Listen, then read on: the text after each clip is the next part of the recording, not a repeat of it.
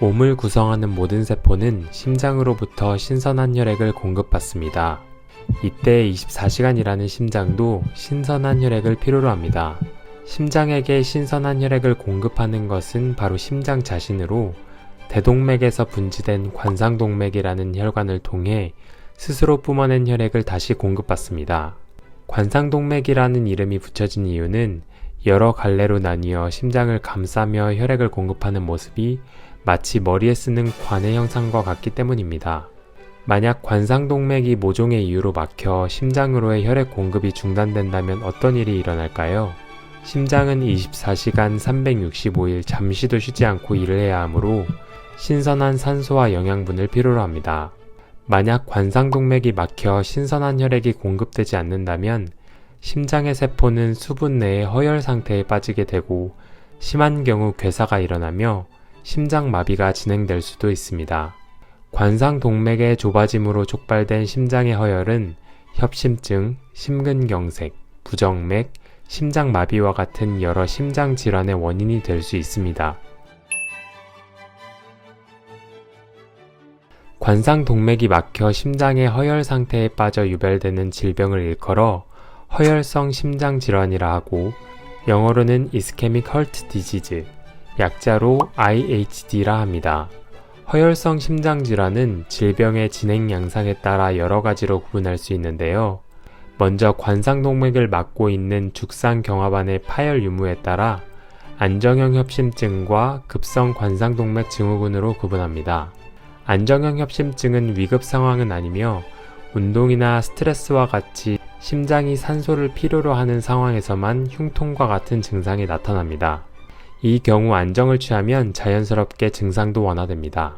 급성 관상동맥 증후군은 관상동맥을 막고 있는 플라크의 파열로 파열된 플라크는 혈액 응고 반응을 유발하며 관상동맥을 더욱 좁게 만들어 환자는 위급 상황에 놓이게 됩니다. 급성 관상동맥 증후군은 심근세포의 사멸 유무에 따라 불안정형 협심증과 심근경색으로 나누며 이때 심근세포의 사멸 유무에는 트로포닌이 표지제로 사용됩니다. 심근세포가 사멸되고 있는 심근경색은 심전도상 ST 분절 상승 유무에 따라 중증 유무를 세분화할 수 있습니다. ST 분절 상승 유무에 따라 ST 분절 상승 심근경색, ST 분절 비상승 심근경색으로 나눕니다. 위에서 아래로 화살표 순서에 따라 환자가 더 위급하다고 볼 수 있습니다. 오늘은 허열성 심장질환 질병 중에서 가장 경증의 단계인 안정형 협심증에 사용되는 약물에 대해 살펴보겠습니다. 안정형 협심증에 사용되는 약물은 크게 빠른 증상 완화, 예후 양상 약물로 구분할 수 있습니다. 빠른 증상 완화 약물은 예기치 못한 흉통 증상이 발발한 환자에게 긴급하게 사용하여 환자의 흉통 증상을 빠르게 개선할 수 있는 약물입니다. 이때 사용되는 약물은 니트로글리세린입니다. 니트로글리세린은 노벨이 개발한 폭약인 다이너마이트의 원료가 되는 성분입니다. 니트로글리세린이 발견된 지 30년이 지난 후 니트로글리세린의 혈관 확장 효과가 알려지면서 이를 이용하여 협심증 약물로 사용하게 됩니다. 니트로글리세린은 습기와 온도에 굉장히 예민하므로 보관에 각별히 유의해야 하며 니트로글리세린을 항상 지니고 다녀야 하는 환자는 온습도를 일정하게 유지해주는 액세서리를 이용하기도 합니다. 니트로글리세린은 복용 방법이 특이한 약물로도 유명한데요. 일반적으로 흉통 발작이 있는 경우 혀 밑에 넣어 복용하는 설화정으로 사용합니다. 5분 간격으로 3번까지 복용이 가능하며 3번 복용 후에도 효과가 없는 경우 환자는 바로 응급실을 방문해야 합니다. 니트로글리세린 설화정의 보관상에 불편함이 있는 경우 설화 스프레이로도 출시되어 있어 처방받아 사용이 가능합니다. 증상 완화에 해당하는 약물들은 심박수를 낮추거나 혈관 확장을 통해 심장의 산소 요구량을 낮춰주거나 심장의 산소 공급량을 증가시키는 방법으로 작용합니다. 안정형 협심증 환자들은 진단 후 이 약물들을 꾸준히 복용하며 흉통 발생의 빈도와 세기를 낮출 수 있습니다. 안정형 협심증의 증상 완화에 사용되는 약물에는 베타블로커와 칼슘 채널 차단제가 있습니다.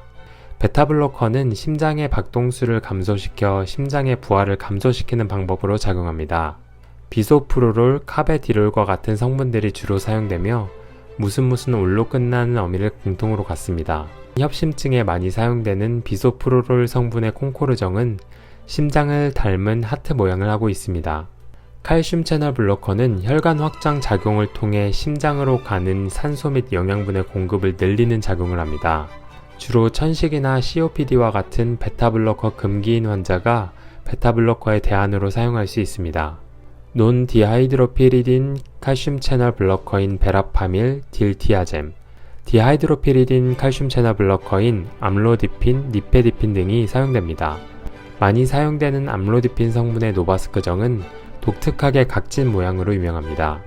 참고로 협심증 치료에는 고혈압 치료제들이 많이 사용되는데요. 베타블로커와 칼슘 채널 블로커, 그리고 뒤에 나올 ACE 이니비터와 ARB 역시 고혈압 치료제에 해당합니다. 고혈압 약물에 대해 자세히 알고 싶으신 분들은 위 영상을 참고해주세요.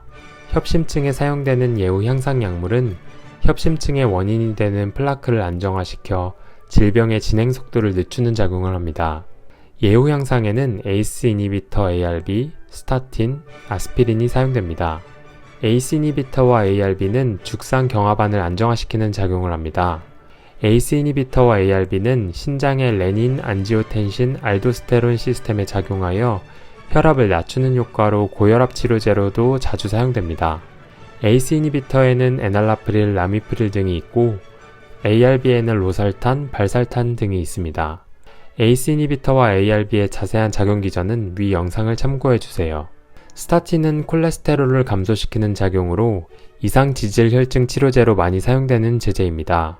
스타틴은 죽상 경화반의 재료가 되는 혈액 내 콜레스테롤을 감소시켜 죽상 경화반이 커지는 것을 방지합니다. 로슈바스타틴, 아토르바스타틴, 피타바스타틴처럼 무슨 스타틴으로 끝나는 어미를 갖습니다. 아스피린은 순환기 질병이 없어서는 안 될 정도로 정말 많이 처방되는 약물입니다. 이들은 혈소판이 응집되는 것을 억제하는 항혈소판제로 혈액을 묽게 만들어 죽상 경화반이 커지는 것을 방지합니다. 미국에선 승인되어 있지 않으나 한국에서 협심증 약물로 사용되는 것들도 있습니다. 트리메타지딘, 니코란딜, 몰시도민 성분이 그것이며 세 성분 모두 임상에서 자주 사용되고 있습니다. 트리메타지딘은 허혈성 심장에 대한 보호작용, 니코란딜과 몰시도민은 모두 혈관 확장 기전으로 작용합니다. 안정형 협심증 치료제에 해당하는 약물을 모두 정리해보았습니다. 이 표를 보고 내가 먹는 약, 혹은 내가 보고 있는 협심증 환자가 먹고 있는 약이 어디에 속하는지 한번 확인해보면 공부에 도움이 될 것입니다. 마지막으로 실제 처방 사례를 보겠습니다. 다음 환자는 니트로글리세린 설화정을 흉통 시 복용하도록 처방받았습니다. 니트로글리세린은 빠른 증상 완화 목적으로 사용됩니다. 다음으로 증상 완화에 사용되는 약물로는 베타블로커 성분의 딜라트렌 SR 캡슐, 칼슘 채널 블로커 성분으로는 세비카 HCT정에 포함되어 있는 암로디핀이 눈에 띕니다. 마지막 예후 향상 목적으로 사용된 약물로는 ARB 성분의 세비카 HCT정 내의 올메살탄이 보이고 스타틴 성분의 로스제정 내의 로슈바스타틴, 아스피린 성분으로 보령 아스트릭스 캡슐이 확인됩니다.